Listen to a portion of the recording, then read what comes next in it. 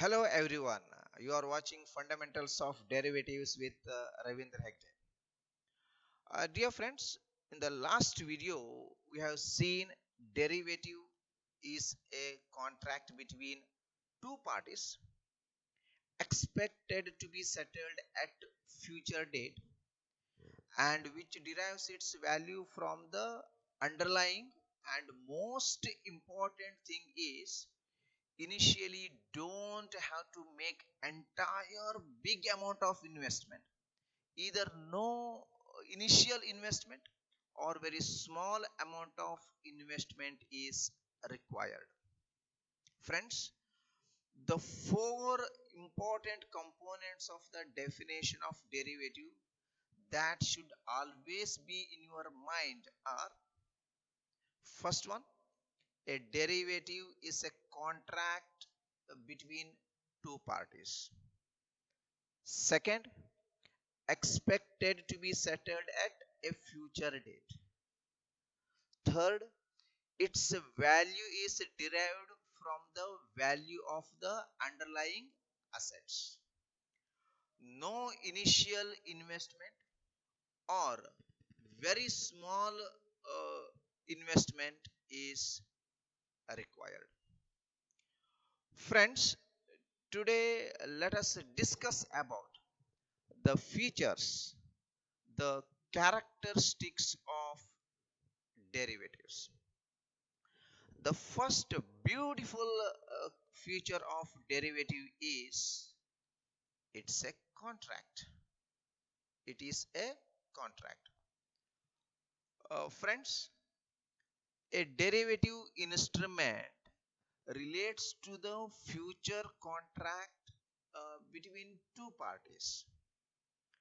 It means there must be a contract binding on the underlying parties and the same to be fulfilled in future.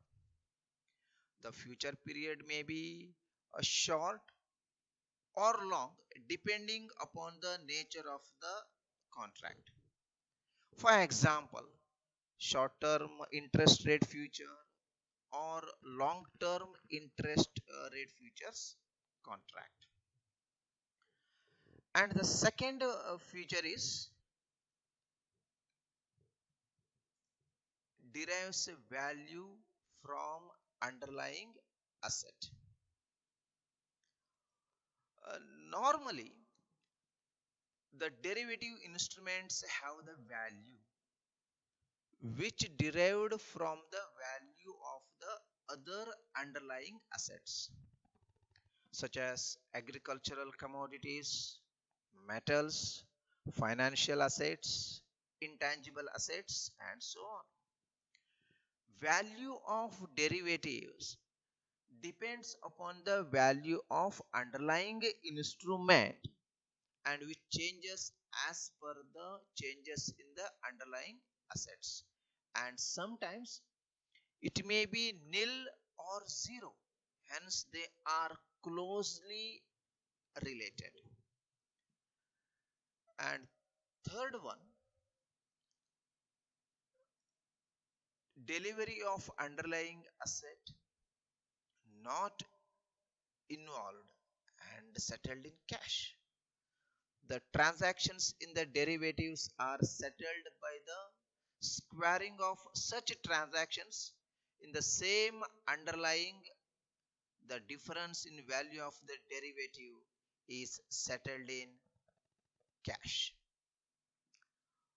Friends, in the derivative market, there is no actual buying or selling that you will ever see.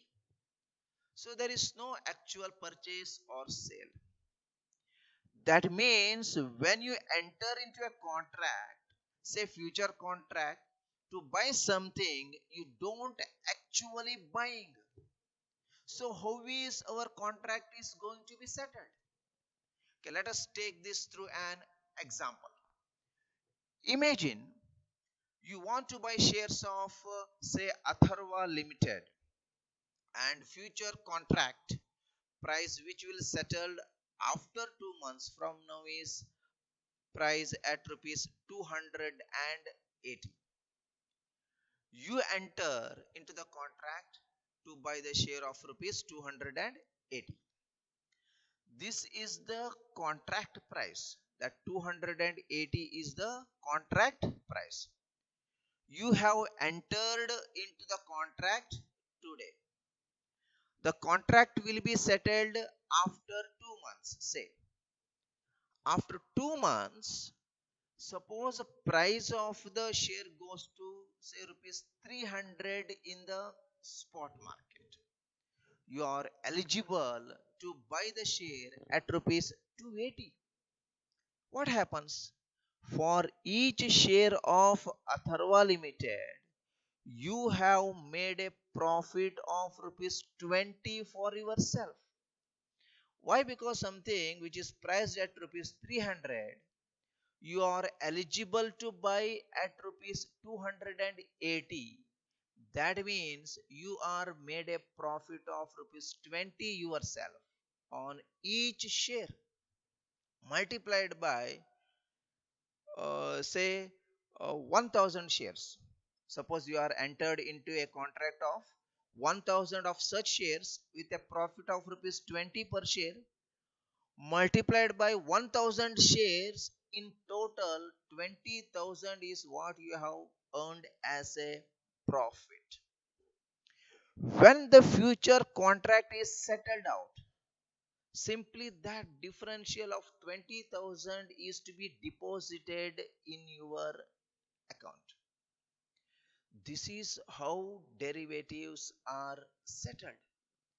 So there is no actual buying or selling is going to take place. It's just the settlement of price differential on cash basis. And this leads to the next connecting characteristic, as that because there is no actual buying or selling takes place, you may enter into any number of contracts you want. You may have no limit to the number of contracts you can enter into, because there is actual delivery going to takes place. There is no actual delivery going to takes place, and that is the just another important characteristic of derivatives. That is no limit. There is no limit on the number of units transacted in the derivative market, because there is no physical asset to be transacted. I hope you have understood this feature. The next feature is secondary market instruments. Derivatives are only secondary market securities and cannot help in raising funds to a firm. In fact, derivatives arise only when the shares and debentures are already issued by the companies. Uh, Let us try to understand this point as well, dear friends. Now, what you have seen in the earlier part of this chapter, where we had been talking about the hierarchy of financial market, derivative market itself is a component of secondary market. If you recollect, if my memory goes right, what you have discussed is the stock market was classified into primary and secondary market. Primary market, where the companies issuing securities and investors are subscribing for the same. In secondary market, the floated securities are traded among the investors, and derivative market is a component of secondary market. Because derivative market is a component of secondary market, it has no connection with the primary market, and therefore the company willing to raise funds cannot raise funds through derivatives. So derivatives are only secondary market securities, and funds cannot be raised by companies through derivatives. So the next feature is a specified obligation. In general, the counterparties have specified obligation under the derivative contract. Obviously, the nature of the obligation would be different as per the type of the instruments of a derivative. For example, the obligation of the counterparties under the different derivatives, such as forward contract, or whether it is future contract, or option contract and swap contract, would be different. The next feature is direct or exchange traded. Dear friends, the derivative contracts can be undertaken directly between the two parties or through the particular exchange like future contracts. Friends, the exchange traded derivatives are quite liquid and have low transaction cost in comparison to tailor made contracts. Example of exchange traded derivatives are Dow Jones, S&P 500, Nikkei 225, Nifty option, S&P Junior that are traded on New York Stock Exchange, Tokyo Stock Exchange, National Stock Exchange, Bombay Stock Exchange BSE, and so on. The next feature is related to notional amount. In general, the financial derivatives are carried off balance sheet. The size of the derivative contract depends upon its notional amount. What is notional amount? The notional amount is the amount used to calculate the payoff.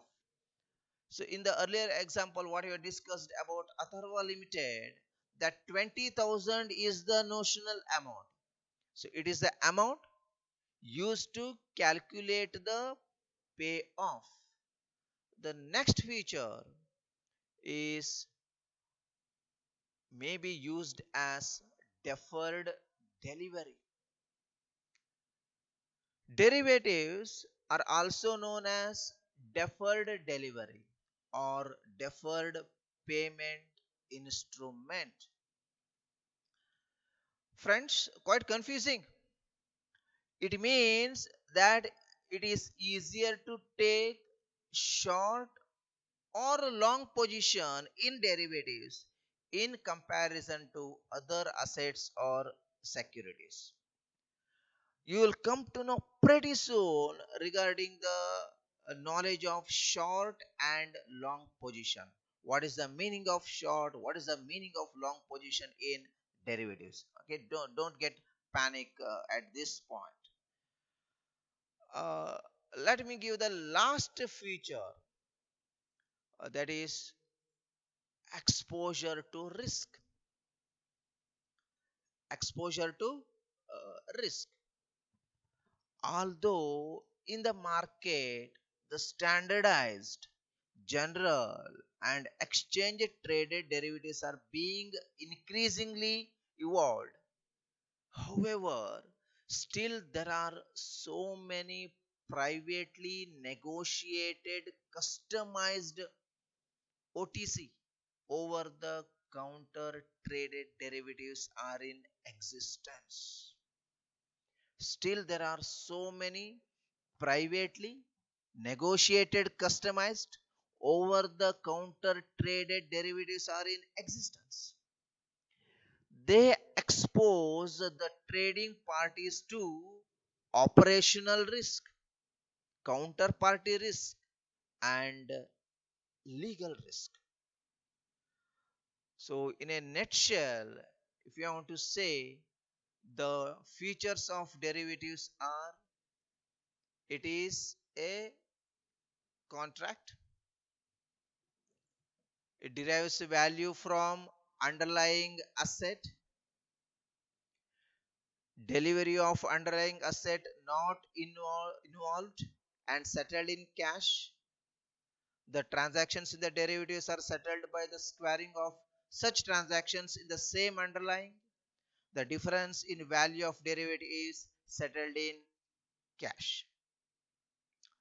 And fourth one, no limit. There is no limit on the number of units transacted in the derivative market because there is no physical asset to be transacted. Secondary market instruments. Derivatives are only secondary market securities and cannot help in raising funds. In fact, derivatives are only arise only when the shares and debentures are already issued by the companies. Next, sixth one is specified obligation. Specified obligation. Seventh, direct or exchange traded. And eighth one related to notional amount. Ninth one may be used as deferred delivery. And at the end, the 10th feature of financial derivative is exposure to risk. I hope you have understood well these features of derivatives. Okay, thank you so much. Have a nice time. See you guys.